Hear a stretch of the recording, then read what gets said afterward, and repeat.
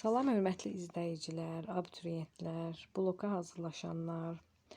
Artıq 7 iyul 2024-cü ildə keçirilmiş blok qəbul imtahanına 6-cı suala çatmışıq.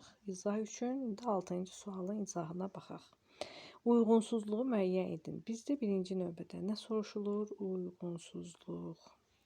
Uyğunsuzluq soruşulur. 1. Qoşma, 2. Qoşma ilə amonim olan əsas nitq hissəsi.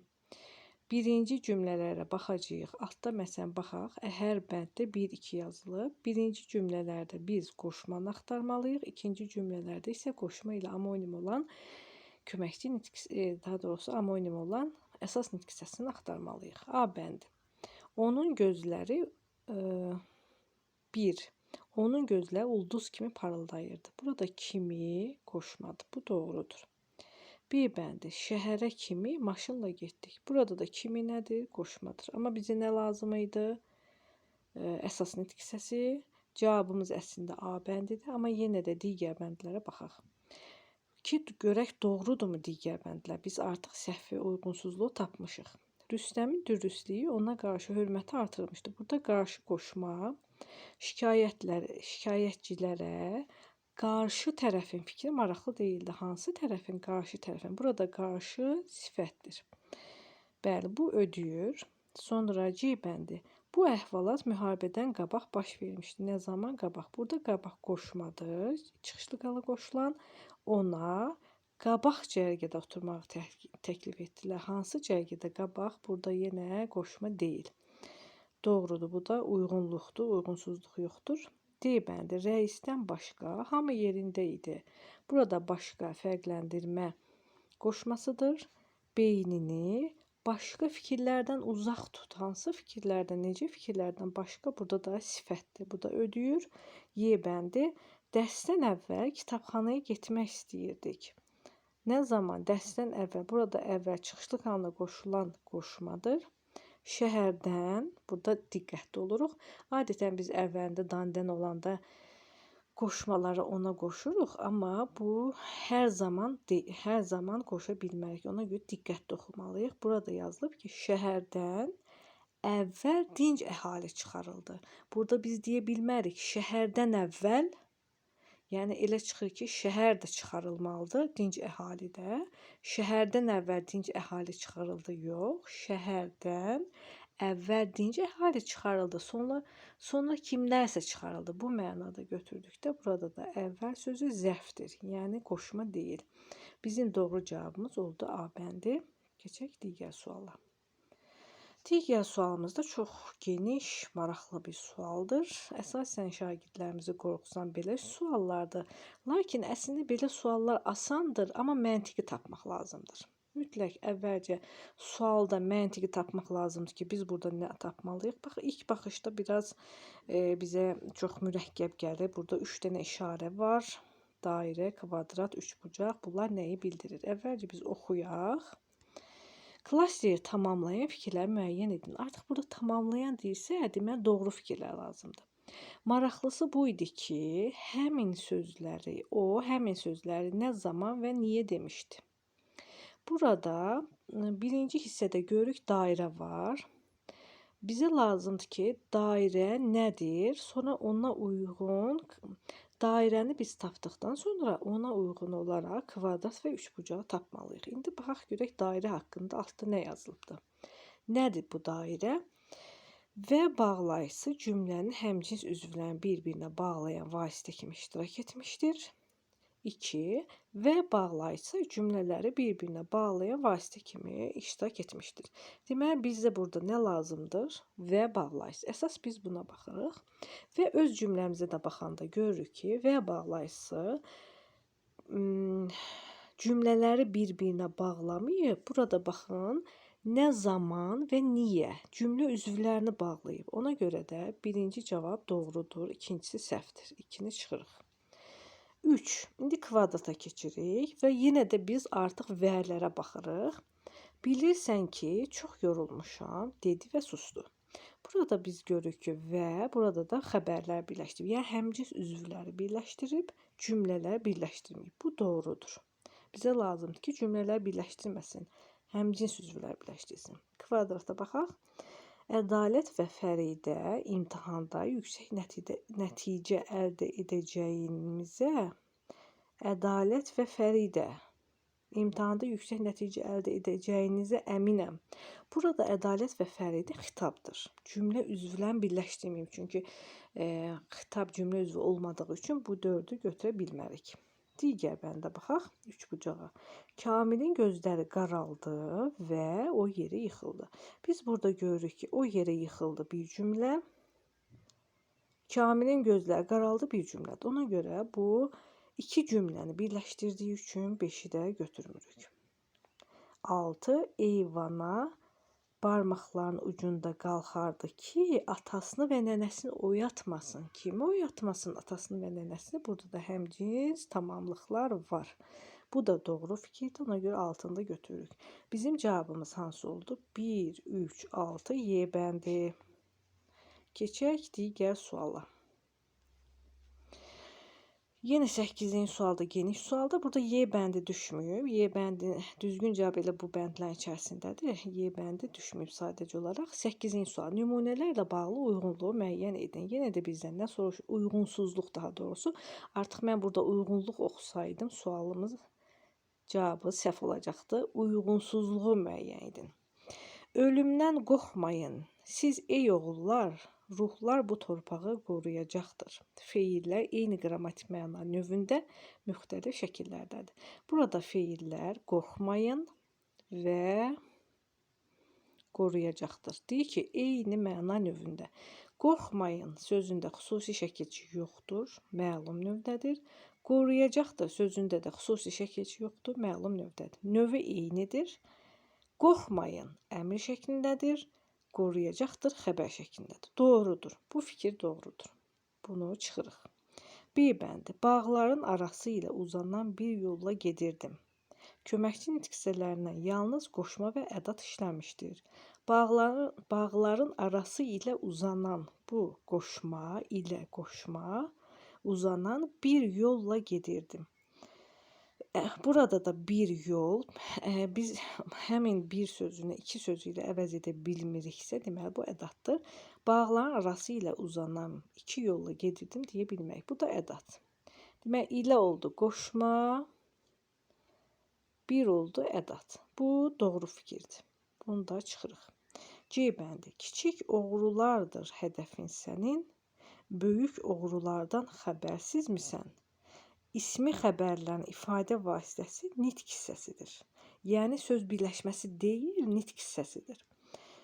Kiçik oğrulardır hədəfin sənin. Biz belə cümlələr olanda və sintaktik təhlil lazımdırsa çalışaq onu nəsrə çevirək. Biz nəsrə çevirsək belə olacaq. Sənin hədəfin kiçik oğrulardır.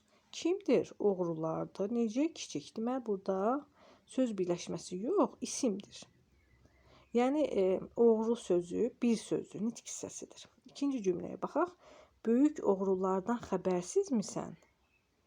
Nə etmisən? Xəbər necəsən deyək ki, yəni xəbərsiz burada sifətdir və xəbərdir. Xəbər rolundadır. Bu da oldu tək söz, yəni nitq hissəsi və xəbər. İsmi xəbər. Hər ikisi ismi xəbərdir. Ona görə də burada da cavab düzdür, uyğundur, amma bizə lazımdır uyğunsuz cavab. C bəndində çıxırıq. Bizim evin böyründəki düzdə çoxlu at otlayırdı.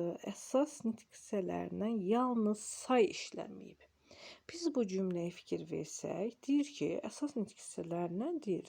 Yəni 6 nitq hissəsindən hər biri işlənib, bir dənə deyir say işlənməyib. İndi biz bir-bir baxaq. Bir sözü əvəzlik. Altdan yazaq, səliqəli olsun. Ev, isim. Böyür, isim. Düz, isim. Çoxlu, say. Çünki çoxlu sözü at sözünə aid olduğu üçün say. At, isim və otlayırdı feil. Mən bizim cəmi burada 6 nitq hissəsindən əvəzlik 1, isim 2, say 3, 4, feil 4. 4 nitq hissəsi işlənib və bu yanlış fikirdir. Bu azmış kimi, hətta burada deyir ki, 6 nitq hissəsi yox, say işləməyib. Yəni 5 nitq hissəsi işlənib, bir dənə say işləməyib. Amma bu fikir tamamilə səhvdir. Birincisi 5 nitq hissəsi işlənməyib, yalnız 4 nitq hissəsi işlənib və həmin 4 nitq hissəsinin içərisində say var. Say da burada hansı sözdür? Çoxlu sözüdür. Deməli, uyğunsuz cavabımız hansı oldu? D bəndi.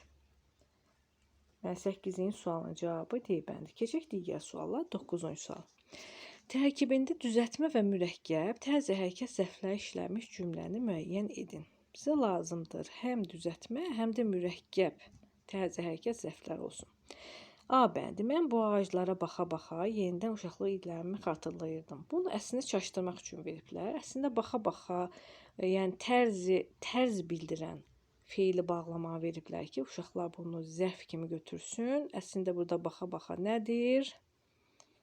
Burada baxa-baxa feili bağlamadır. Baxa-baxa feili bağlama. Sonra B bəndi. Tez-tez verilən bu suallar cavabımız çoxdan hazır idi. Burada tərzi hərəkətdir. Burada çoxdan sözü zamandır. Bu cavabı da çıxırıq. A bəndində çıxırıq. Dostlar gələr-gəlməz Şahinlə birlikdə səfərə yola düşdülər. Nə zaman gələr-gəlməz? Bu da gələr-gəlməz sözdə nədir? Feili bağlamadır. Onda çıxırıq. Üfüqlər qızarıb güləndə səhər, bülbül öpə-öpə oyatsın gülü. Burada da yenə öpə-öpə sözü də yenə necə, nə tərzdə? Bu da feili bağlamadır. Səhər sözü də güləndə səhər, nə səhər? Burada isimdir səhər. Və Y bəndinə baxaq. Y bəndində isə dedik ay, ağır-ağır irəliləyir. Necə? Ağır-ağır. Bu oldu ağır-ağır sözü mürəkkəb tərzi hərəkət zərfi. Və davam edək. Təklikdə kainata tamaşa edirdi. Necə? Təklikdə. Burada təklikdə sözün kökü təklik, bir də də. Düzəltmə tərzi hərəkət zərfi və ağır-ağır sözü də mürəkkəb tərzi hərəkət zərfidir. Deməli, bizim cavabımız nə oldu uşaqlar? Y bəndi. Keçək 10-cu və sonuncu suala. Bugünlük sonuncu suala. Bu da cədvəldir, maraqlı cədvəldir. Belə cədvəllər biraz çoxdur, ona görə də siz belə cədvəllər daha da çox işləməyə çalışın. Əslində çətin deyil, sadəcə diqqət lazımdır. Verilmiş cümlə əsasında cədvəldəki uyğun fikirləri müəyyən edin. Düzü, hamımız bilirik ki, vicdanlı insan cəmiyyətin xeyrini öz mənfəətindən həmişə üstün tutmalıdır. Doğru fikirlər seçməliyik, bir də yanlış fikirlər seçməliyik. Yəni, burada əgər bizdən bu suallarda yenə qeyd edirəm, şagirdlər, uşaqlar diqqətli olun. Əgər burada uyğun fikirlər deyilirsə, bu cədvəllərdə doğrudan doğrunu götürürük, yanlışdan yanlışı. Doğrunun içində yanlış varsa götürmürük, yanlışı içində doğru varsa götürmürük. 1. Əvəzliyin iki müxtəlif məna növünə aid nümunə işlənmişdir. Əvəzliyin iki müxtəlif məna növünə. Əvəzlik bir var, hamımız burada. Vicdanlı insan cəmiyyət, bir də var öz.